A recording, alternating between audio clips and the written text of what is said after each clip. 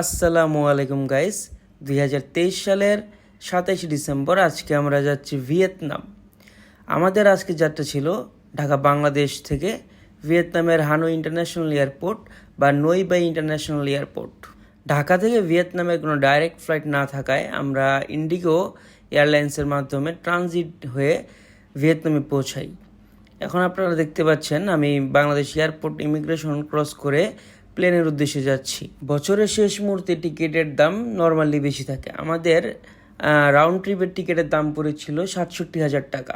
বাংলাদেশ সময় সন্ধ্যা 7টায় আমাদের ফ্লাইট ছিল এবং ভিয়েতনাম পৌঁছতে পৌঁছতে রাত 2টা।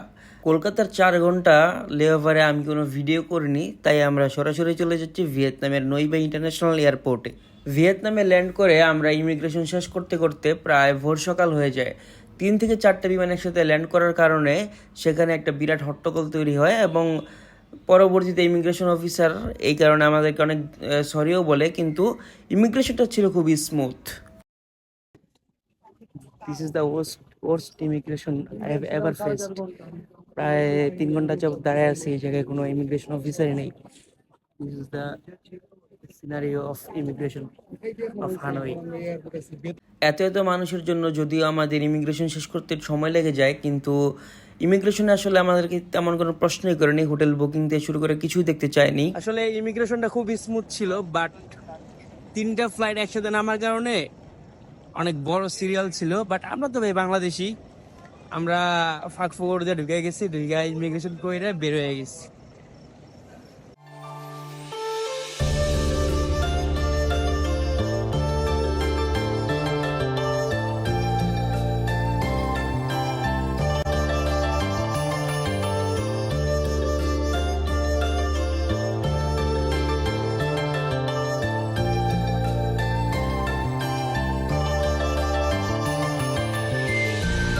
এয়ারপোর্ট থেকে বের হয়ে আমরা একটা ট্যাক্সি নিয়ে চলে আসলাম এয়ারবিএনবিতে। আমরা এটা আগে বুক করে রেখেছিলাম, আর ওল্ড কোয়ার্টারে আমরা কোনো হোটেল পাইনি, যার কারণে আমাদের একটু অফ সাইডে থাকতে হয়েছিল। যদিও এই জায়গাটা খুবই সুন্দর, আমাদের অ্যাপার্টমেন্ট থেকে একটা লেক ভিউ ছিল এবং এটার ভাড়াও খুবই কম ছিল। এই অ্যাপার্টমেন্টটার পার নাইট ভাড়া ছিল $70, যেটা অ্যাপার্টমেন্ট হিসাবে খুবই চিপ। আমাদের এই অ্যাপার্টমেন্টের হোস্ট খুবই ভালো ছিল, সে আমাদেরকে সব কিছু ঠিকঠাক করে দিয়ে দেন সে চলে গিয়েছে। এই যে উনি হচ্ছে আমাদের হোস্ট। মেইনলি আমাদের প্ল্যান ছিল আমরা 31st নাইট হালং বেতে সেলিব্রেট করব, কিন্তু আমরা হালং বেতে সেই দিন কোনো টিকিটই পাই নাই, যার কারণে আমাদের কালকের প্ল্যান হচ্ছে আমরা এখান থেকে চলে যাব সাপাতে। ওভারনাইট ফ্লাইট থাকার কারণে আমরা একদমই ঘুমাতে পারিনি, তাই আমরা একটা লম্বা ঘুম দিয়ে বাইরে চলে আসলাম। আর ভিয়েতনামে আসলে অবশ্যই আপনারা এয়ারপোর্ট থেকে ডলার এক্সচেঞ্জ করে নেবেন। বাইরের রেট খুবই খারাপ, আপনারা মিনিমাম 1 থেকে 1.5 টাকা কম পাবেন পার ডলারে।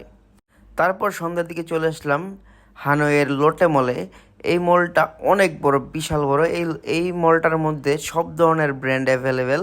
আপনারা যদি কেউ শপিং ফ্রি হয়ে থাকেন, this is the best option in হানই। এরপর আমরা লোটে মলের সুপার শপ থেকে আজকে রাতে ডিনারের জন্য শপিং করে নিলাম। কিষান ভাই, কত টাকার বাজার করছেন ভাই? 4,20,000। 4,20,000 বাজার গুলো এই যে ভাই বাজার এখানে 4,20,000 টাকার বাজার আছে। গেছি নেপাল, ওরা হিন্দি বুঝে, ইংলিশও বুঝে টুকটাক। গেলাম থাইল্যান্ড, ওরাও বুঝে, ওরা হালকা হালকা কম বুঝে। গেলাম মালদ্বীপ, ওরাও বুঝে। ভাই খেল লেগা ভাই লাস্ট মুহূর্তে ভিয়েতনাম যাইলাম ভাই, না বুঝি ইংলিশ। ভিয়েতনামে এসে গিয়ে আপনার অনেক কষ্ট মানে কি বলবো, এখন আর ভিতরে বাইরে যাচ্ছে। হ্যাঁ ভাই, কিছু বলেন ভাই। খাওয়া থেকে শুরু করে সব, সাপ, ব্যাং, কুচ্চা, কুমির সব পাওয়া যায়। ভাই ভাই বলেন। দুপুরে লাঞ্চ করছি কি জানেন ভাই? একটা অ্যাপল, একটা ব্যানানা আর একটা অরেঞ্জ। এটা কি লাঞ্চ ছিল ভাই? লাঞ্চে খাইতে ভাত, এতগুলা ভাত, এতগুলা তরকারি। ভাই সবাই হলো মাংসাশী প্রাণী। এই যে এখানে একটা মাংসাশী প্রাণী, এর কথাই একটা যে ভাই ফল খাই আর যাই খাই আমার দিন শেষে ভাত খাইতে হবে। এই যে এই ভাত খাওয়ার জন্য 4,20,000 বাজার করলাম। টাকা মনে করলাম না, টাকা মনে করলাম না, একবারে 4,20,000 টাকার বাজার। পরের দিন সকালবেলা আমরা রওনা দিলাম সাপার উদ্দেশ্যে। আপনারা চাইলে অনলাইনে টিকিট কাটতে পারবেন, বা আমরা আসলে প্ল্যান করে এয়ারপোর্ট থেকে বের হওয়ার টাইমে যেখান থেকে সিম কিনেছিলাম ওই দোকান থেকেই টিকিট কিনে নিয়েছিলাম। এখানে হচ্ছে জুতা খুলে আসতে হবে, সো এটা এটা আমার নিয়ে যেতে হবে। হ্যাঁ হ্যাঁ হ্যাঁ নিয়ে আসুন। আর এটা হচ্ছে বাসের সিট। ওয়াও,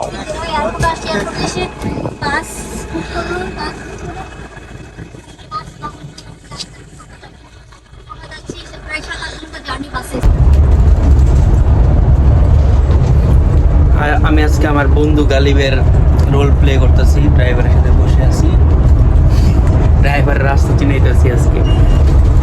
ভিয়েতনামের ভিসা প্রসেসিং খুব ইজি একটা বিষয়। যদি আপনাদের কোনো হেল্প লাগে আপনারা অবশ্যই কমেন্ট করবেন। আর ভিয়েতনামের ই ভিসার লিঙ্ক আমি আমার ডিসক্রিপশন বক্সে দিয়ে দিব, আপনারা চেক করে দেখতে পারেন। ফ্লাইটের টিকিটের প্রাইস খুবই আপ ডাউন করে, আপনারা অবশ্যই চেষ্টা করবেন 1 থেকে 1.5 মাস আগে এয়ার টিকিটটা কাটার জন্য, তাহলে কমে কাটতে পারবেন। বাজিত, এই বাসটা কত মিলিয়ন ডং দিয়া হায়ার করছো? 22 মিলিয়ন ডং।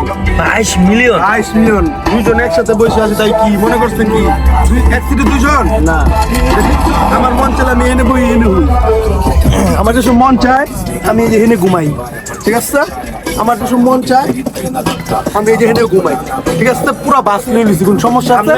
তুমি কি সামনেও যাইতে পারো ইচ্ছা করলে? সামনে পিছে সব প্রথম নাকি প্রথম। ওকে, 22 মিলিয়ন ডং।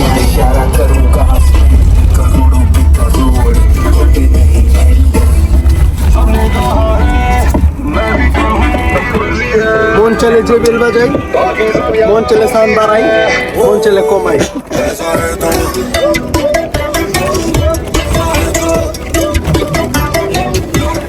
হানয় টু সাপা 5 ঘন্টার একটা জার্নি। রাস্তা একদম ফ্রেশ, একদম স্মুথ রোড, কোনো টায়ার্ডনেস নাই। দুপুর 1টায় আমাদের বাস ছিল, সন্ধ্যা 6টা 6:30টার দিকে আমাদেরকে সাপাতে নামায় দিছে। এরপর আমরা একটা ট্যাক্সি নিয়ে আমাদের হোটেলে চলে যাচ্ছি।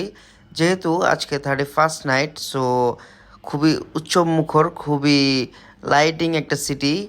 আর যেহেতু সাপা হিল ট্র্যাক, তাই পাহাড়ের উপর খুবই সুন্দর লাগছিল লাইটিংগুলো।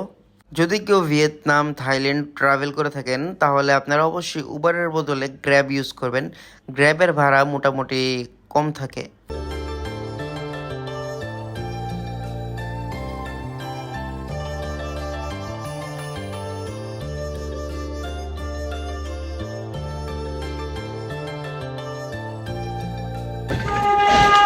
এখন আমরা চলে যাচ্ছি জমজমাট আলোকিত আলোচিত সে জায়গায় যেখানে আমরা দেখবো ফায়ার ওয়ার্কস। হোটেল থেকে বের হয়ে একটা ইন্ডিয়ান রেস্টুরেন্টে আমরা রাতের ডিনারটা করে নিলাম, তারপর চলে গেলাম সাপা স্টেশন, যেখানে আজকে রাতের পার্টি। 喺共有所知嘅作品，除晒全部嘅不啦，對面得個全家共有多查實啊嘅碌嚟，全部嚟晒唔嚟知啊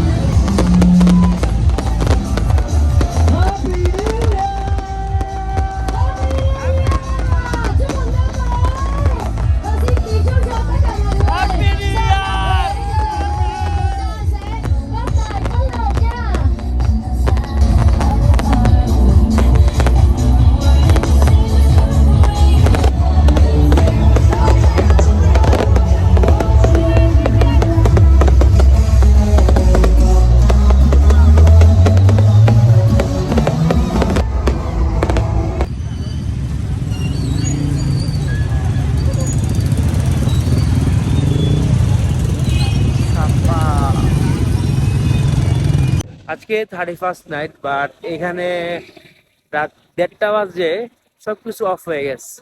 এরা এতটাই মানে কাজ প্রিয় যে রাত 1টা 1:30টার পরে আর তার কাজ মানে এখানে আর নাই, সবাই যে যার মতো বাসায়। পুরা রোড ঘাট সবই ফাঁকা, জাস্ট আমরাই হাঁটতেছি।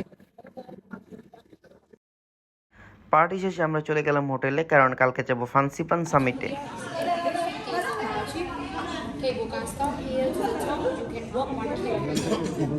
And that's why if you don't walk, you can take the train for up in 150 and down in 120 meters.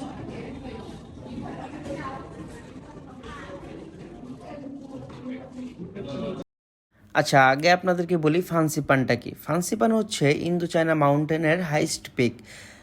ফান্সিপানের উচ্চতা হচ্ছে 3143 মিটার বা 10,312 ফিট। এটার জন্য আপনাকে ট্রেকিং করতে হবে না, এখানে ট্রেন আছে, আপনারা চাইলে টিকিট কেটে ট্রেনের মাধ্যমে উপরে যেতে পারেন বা আপনারা ট্রেকিং করেও যেতে পারেন। আমাদের পার টিকিট আপ অ্যান্ড ডাউনের টিকিট পড়েছিল প্রায় $50 বা 6,000 টাকার কাছাকাছি।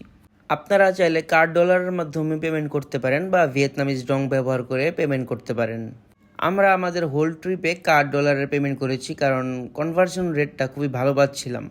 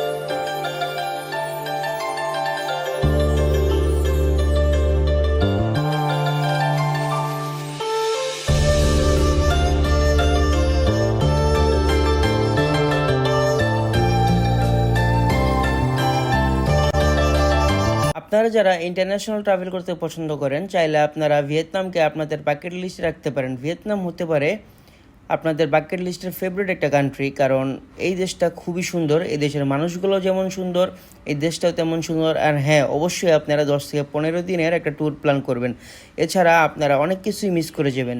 দেখা হচ্ছে সেকেন্ড পার্টে।